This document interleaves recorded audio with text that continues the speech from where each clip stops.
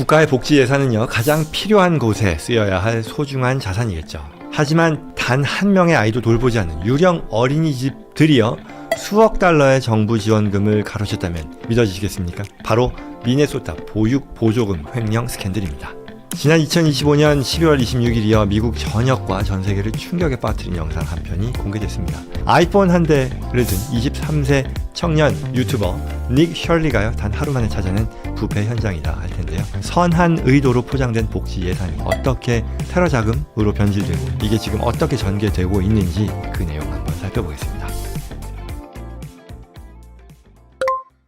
이 사건의 시작은요, 데이터 추적이었는데요. 앞서 말씀드린 유튜버예요. 젊은 보수 유튜버 닉 셜리라는 사람인데요. 미네소타주 미네아폴리스에 있는 소말리아 이민자 커뮤니티가 운영하는 보육시설들에 주목했습니다. 이게 어떻게 타겟팅을 했느냐 보니 연방 보육 지원 프로그램으로부터 매년 수백만 불을 수령하면서도요, 운영 실적이 의심스러운 시설 10개 정도를 리스트업했고요. 이 곳들은 적게는 190만 불에서 많게는 400만 불에 달하는 거액을 매년 지원받는 그런 시설들이었다라고 하네요. 셜리는 이에 대해서요, 직접 찾아가서 내 아들 등록하고 싶다라는 그런 학부모로 위장해서요, 현장을 직접 방문했다고 하네요.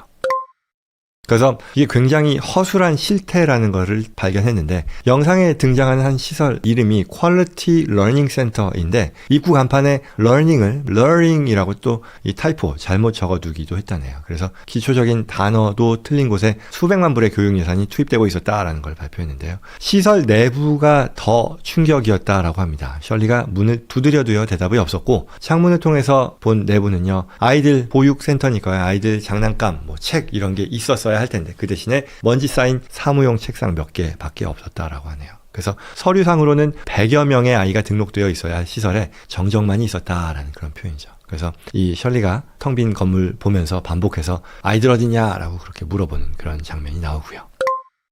그래서 이에 대해 마침 또 관계자들이 나오면서 셜리가 본인의 정체를 밝히고요, 질문을 던지자 이러한 관계자들이 굉장히 민감하게 반응했다고 하네요. 당신 이 아이스 이민세관 집행국이죠, 요원이냐라고 몰아세우기도 하고요. 또 당신은 이러한 것들을 볼 권한이 없으니까 당장 나가라라고 하고요. 그리고 심지어는 이제 당신 인종차별주의자냐라는 그런 식의 얘기를 하면서 본질적인 답변을 회피했다라고 하네요. 그에 반해 인근 주민들의 증언 또한 알려졌는데요. 이곳에서 아이들이 실제 놀거나 배우는 그런 장면을 본 적이 없다. 밤에 수상한 차들만 들락날락한다라는 그런 주민들의 인터뷰도 이제 이어졌고요.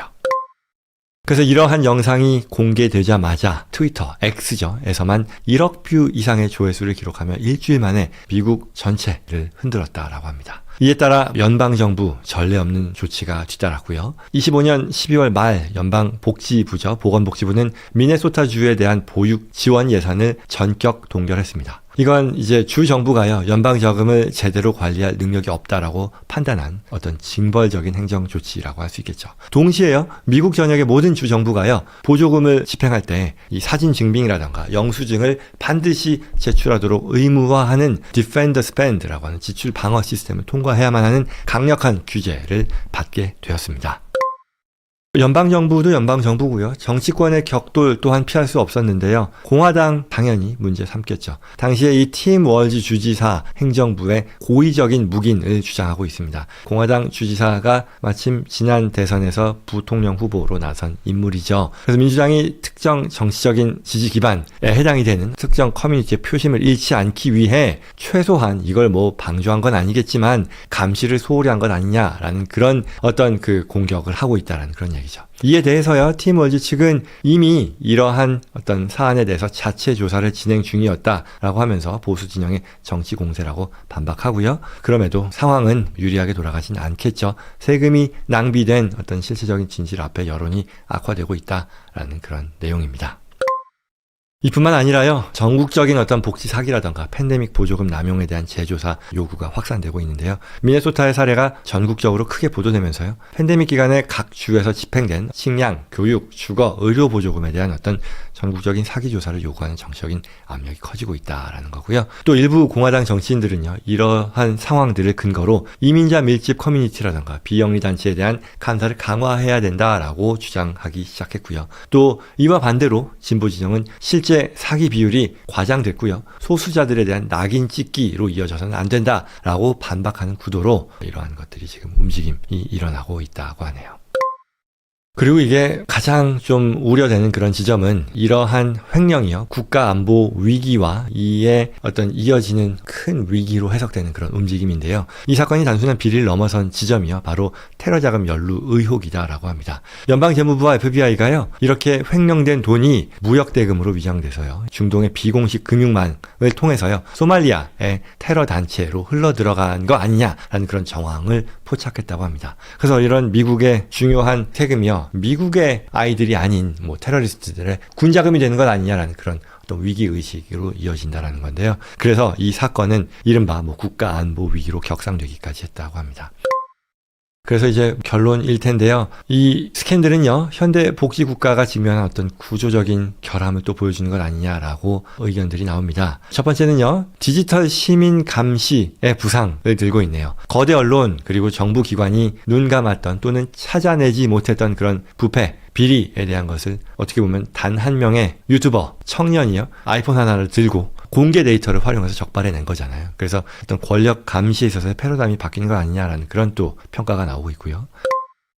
그리고 두 번째는 선한 의도의 역설이라고 합니다. 저소득층을 돕겠다는 어떤 선한 목적이요, 감시 없는 행정과 만날 때 이게 범죄 조직의 자금줄로 변질될 수도 있겠다라는 그런 어떤 걱정, 우려가 현실화된다는 것을 증명했고요. 또 세 번째는 행정의 어떤 근본적인 전환의 필요성일 텐데요. 서류 중심의 어떤 관료적인 행정은 더 이상 유지되어서는 안 된다. 실시간 데이터 그리고 또 현장 중심의 모니터링이 행정 신뢰를 회복할 수 있는 유일한 길이다라는 그런 평가가 나왔다는 거죠. 뭐 신뢰하되 검증하라라는 그런 격언일 텐데요. 이걸 잊어서는 안 되겠죠. 미네소타의 이런 비극적인 사례가요, 어떤 그 전체 복지 행정에 있어서 강력한 경고음이 되기를 바란다라고 할 수 있겠죠.